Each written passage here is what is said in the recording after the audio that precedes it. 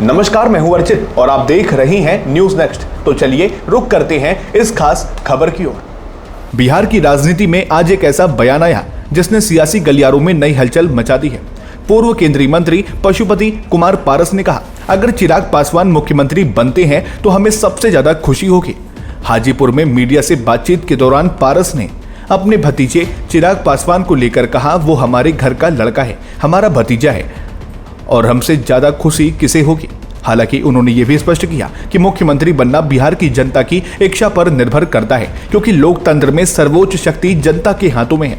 पारस के इस बयान के बाद बिहार की सियासत में चर्चाओं का दौर शुरू हो गया है। कुछ लोग इसे पारिवारिक मेल मिलाप का संकेत मान रहे हैं, तो कुछ इसे बिहार एनडीए में मतभेद कम करने की कोशिश बता रहे हैं। पारस ने केंद्रीय मंत्री जीतन राम मांझी के बयान पर भी प्रतिक्रिया दी, जिसमें मांझी ने कहा था कि एसआईआर के बाद की मतदाता सूची गंगा जल की तरह शुद्ध है।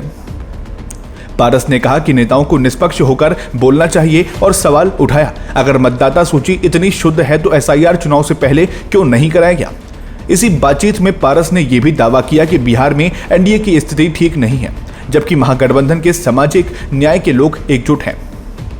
उन्होंने केंद्र सरकार पर आरोप लगाया कि चुनाव आयोग पर दबाव डालकर 67 लाख मतदाताओं को उनके अधिकार से वंचित किया गया है। इसके साथ ही उन्होंने खुलासा किया कि उनका बेटा यश पासवान आगामी विधानसभा चुनाव में अलौली सीट से उम्मीदवार होगा, वही सीट जहां से पारस खुद 8 बार विधायक और मंत्री रह चुके हैं।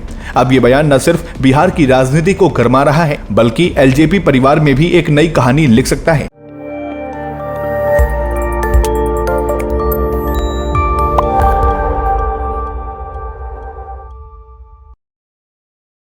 नमस्कार, मैं हूं अर्चित और आप देख रहे हैं न्यूज नेक्स्ट। तो चलिए रुक करते हैं देश प्रदेश की मुख्य 10 बड़ी खबरों की ओर।